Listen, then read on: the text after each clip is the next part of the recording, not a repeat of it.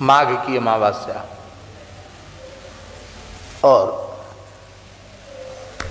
शरीर तो शरीर है, हमारे कफ, खांसी और ज्वर राम जी की दया से तीनों हो रहे थे।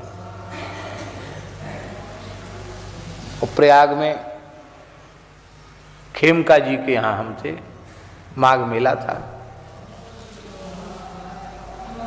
तो सब निकटवर्ती लोगों ने कहा कि बहुत ठंड है और बड़ी भीड़ है, ऐसे में वाहन भी नहीं चलेंगे, थोड़ा पैदल भी चलना पड़ेगा, और फिर सवेरे सवेरे त्रिवेणी में गोता लगाना, आपकी तो तबीयत ठीक नहीं, गर्म जल से नहा लो यहीं, और हम थोड़ा गर्म पानी ले आते हैं, गर्म कर देंगे, वो नहा लेना संगम के जल से।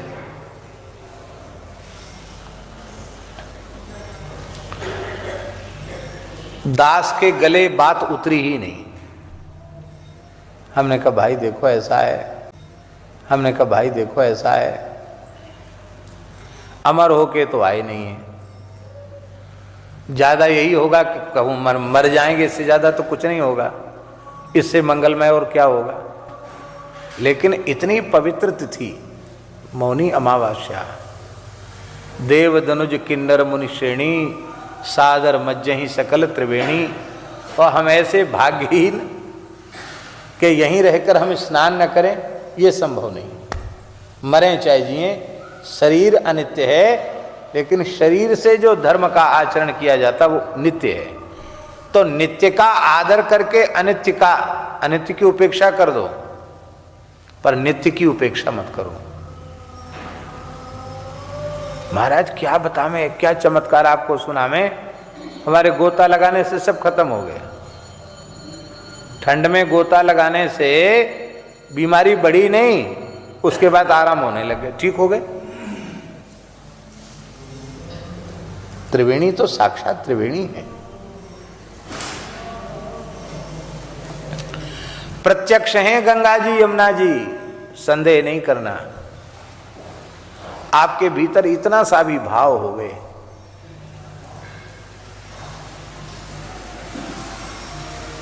दास का ऐसा मन रहता है कि वृंदावन में भी रहें तो पर्व के समय कम से कम यमुना जी का स्नान जरूर हो। कितना सौभाग्य है, यमुना जी ने अपना आश्रय दिया हुआ है। लोग कहते यमुना जी में ऐसा पानी वैसा पानी, जैसा हो वैसा हो, हमारे लिए तो यमुना जी ही है। भगवान की पटरानी है, पतित पावनी श्री यमुना जी हैं। जन्माष्टमी का दिन था और शरीर में ज्वर था, यहाँ ऊपर में अपने राम थे, 2-3 दिन से बुखार था। और उस दिन बड़ी वेदना हुई कि बताओ, पहली बार ऐसा अवसर है कि जन्माष्टमी को कम से कम यमुना जी साक्षात श्री कृष्ण स्वरूप हैं, तो जन्माष्टमी को तो यमुना जी में गोता लगना चाहिए कम से कम।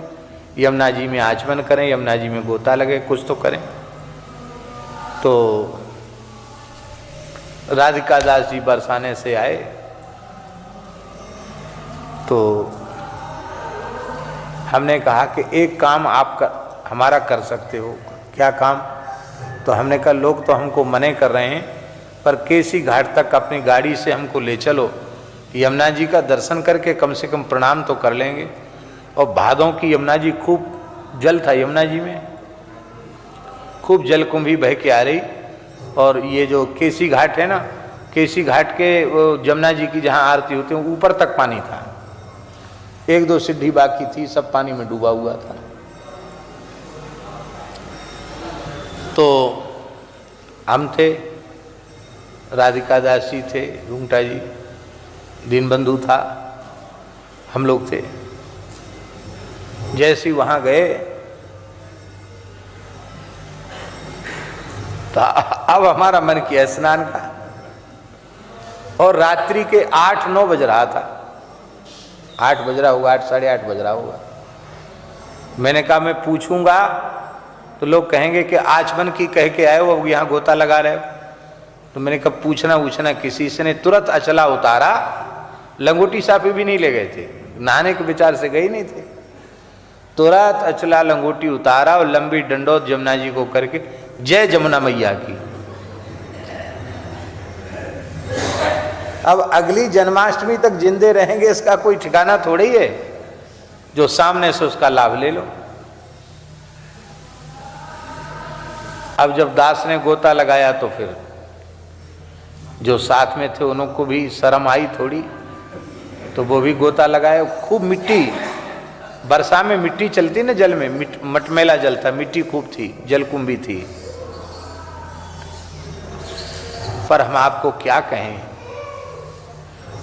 यमुना जी ने ऐसी कृपा की, ऐसी विलक्षण कृपा की, ऐसी विलक्षण कृपा की कि यमुना जी में गोता लगाया तो बाबा हमें यह अनुभव हुआ कि बहुत वेश कीमती इतर, गुलाब जल, चोबा, चंदन, ऐसा अत्यंत सुगंधित कोई दिव्य सुगंध से युक्त जल हो, उसमें हमने गोता लगाया। एकदम सुगंध से शरीर गमक उठा। और हमने निकट वालों से पूछा, बोले नहीं नहीं कुछ नहीं। हम क्या सुगंध तो आ रही कि नहीं? बोले हाँ सुगंध तो आ रही है। कहाँ से आ रही सुगंध? यमुना जी के जल की सुगंध है। क्यों? यमुना जी श्री कृष्ण स्वरूप हैं, साक्षात श्री कृष्ण के श्रीअंग की सुगंध है ये। और भैया जी कई दिनों तक शरीर में सुगंध रही आई, वो दिव्य सुगंध एक दिन दो दिन नहीं, कई दिनों तक शरीर में रही आई, कपड़ों में रही आई। आप कैसे कहेंगे कि यमुना जी नदी हैं? ये साक्षात श्री ठाकुर जी की प्रियतमा है, ठाकुर जी का स्वरूप है। पर वही बात है, हम लोग भाव ही नहीं रखते हैं।